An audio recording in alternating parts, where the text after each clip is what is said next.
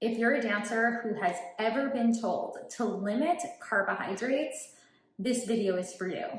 I'm Rachel Fine, registered dietitian nutritionist and founder of To The Point Nutrition. A dancer's performance is a direct result of hard work and motivation. So where does food fit into this? There's a lot of myths and a ton of antiquated ideals, and I'm here to dispel those. Hi, I'm Rachel Fine. I'm a registered dietitian nutritionist here to help dancers learn how to fuel their bodies in the most supportive and sustainable way possible. The goal, a long and healthy dance career. Today we are going to talk about one of the most important aspects of a dancer's fuel mix, part of their balanced plate, and it's the macronutrient carbohydrates. Now, I just want to preface this video with an important disclaimer. This is just going to provide you with a general rundown of the importance of this macronutrient carbohydrates within a dancer's day.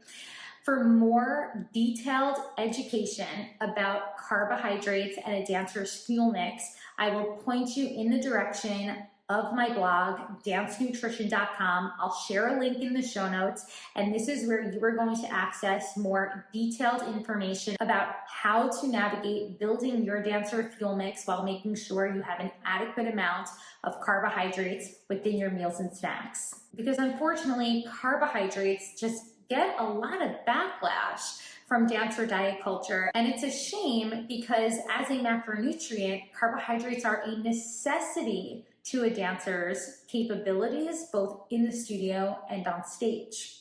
Too often, dancers turn to restrict or limit their carbohydrate intake because of messages that they receive from dancer diet culture. Those saying to remain cautious, overeating, and I quote, too many carbohydrates in their day, and other messages that encourage dancers to prioritize and mainly only focus on getting in, and I quote, minimally processed carbohydrates while avoiding and completely limiting food sources of more processed types. All of these messages become very confusing when we start to decipher what carbohydrates dancers will benefit from and how many or how should they incorporate them throughout their day. In hopes to often abide by those clean eating food rules, we see a lot of dancers tend to want to stick to whole, minimally processed sources of carbohydrates. And while there is nothing inherently wrong with these foods, those fibrous whole grains and legumes and many of those plant-based foods, obsessing over needing to get in those, and I quote, clean options is where dancers will often find themselves getting into trouble and under eating or limiting the amount of carbs in their dancer fuel plan. A fear of sugar is also to blame here. A lot of disinformation around how our bodies respond to sugar from our meals and snacks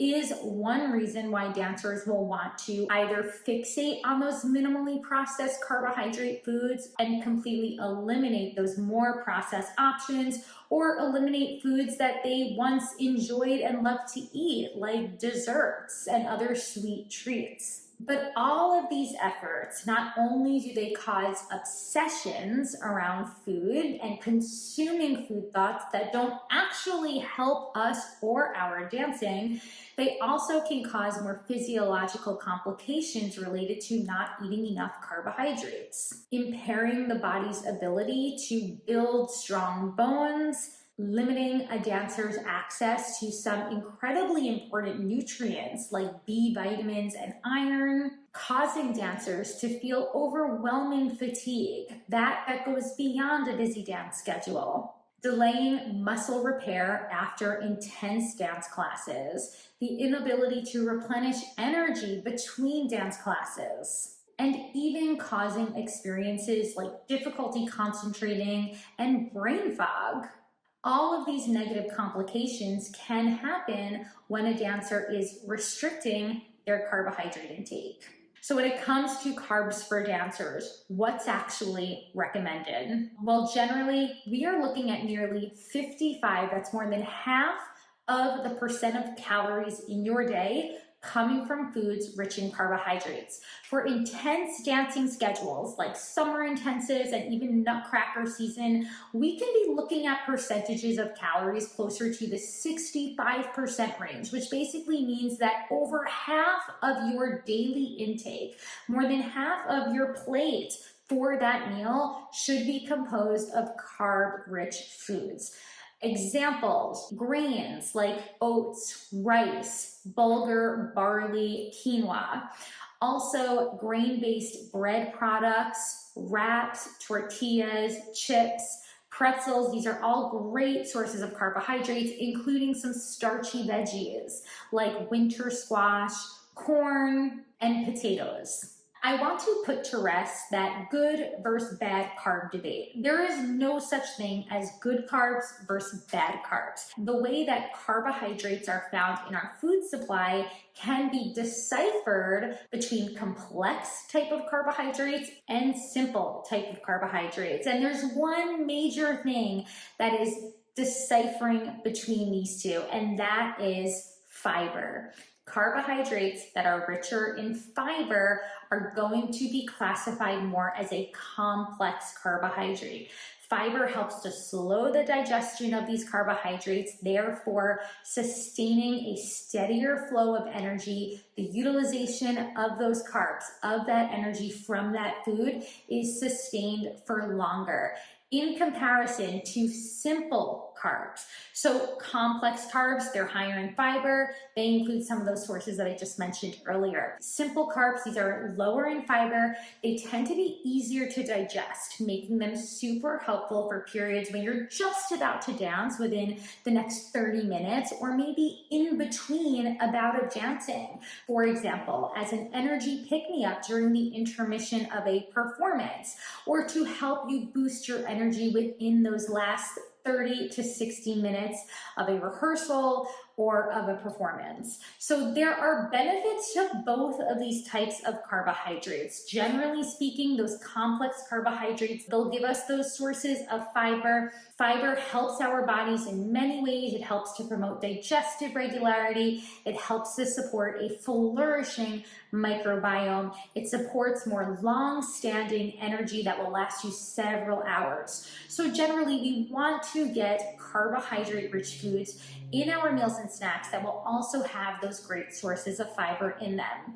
Now, that doesn't necessarily mean that we don't also want to get in some simple carbohydrates, but think about times at which those simple carb foods can be beneficial. As I mentioned earlier, it's when we need some quick acting or quick onset energy. You can enjoy some fruit or dried fruit, even fruit snacks mid-show to help you pick up those energy stores, as opposed to generally in your meals and snacks. If you can get in some whole grain bread, a whole grain wrap, just to get in some of those more fibrous, complex options, that would be great for your energy. Another benefit of an adequate amount of carbohydrates in your day is to support a working metabolism. As I mentioned earlier, many carb-rich foods, specifically those grain-based foods like breads and pastas, these are also going to be great sources of our B vitamins: thiamine, niacin, and folate. Each of these micronutrients plays a role in cellular metabolism. I often see carb-restricted diets, like gluten-free diets, tend to run low in some of these micronutrients. So if you are having to follow a gluten-free diet for reasons of food allergies, such as celiac disease, then it's important you are making up for these sources through other carb-rich and gluten-free alternatives. Working with a dietitian is incredibly helpful in these instances, just to ensure that despite the omission of some of these grain-based carbohydrates for the purpose of avoiding gluten in your day, you are still replacing them with other carb-rich foods that can help you access these very important micronutrients as well. That covers some of the most important reasons why carbohydrates should always be included, not just within a dancer's day, within every meal and snack a dancer is crafting.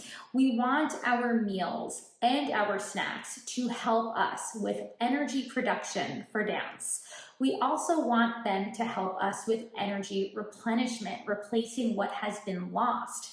When we have an adequate amount of stores of carbohydrates in our body, it allows our body to utilize some of those other macronutrients for the roles that they're meant to be used for. For example, when you are eating an adequate amount of carbohydrates at a meal or a snack, you are providing your body with the tools it needs to replenish your energy.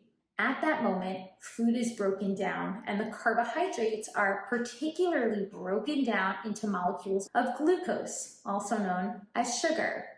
That glucose can therefore be utilized immediately to serve as energy for your brain, your red blood cells. Think of your ability to focus, your ability to pick up combinations in class. That glucose can also be stored. It can be stored in your muscles for later use. We call the storage form of carbohydrates glycogen. And muscle glycogen is what your body prefers to use as an energy source for intense dancing. But here's the thing, that muscle glycogen, those storage forms of carbohydrate, it can deplete rather quickly. It can be depleted not just overnight from sleeping, but also after a 90-minute dance class. So replenishment is critical. And that comes back to always having a source of carbohydrate within those recovery meals and recovery snacks. So now that you've got the rundown, you know why carbohydrates are so important for a dancer's day. Remember this as you continue to build your dancer fuel mix for those balanced meals and snacks in supporting your energy levels and all of the processes that your body is pulling together to support you in the studio.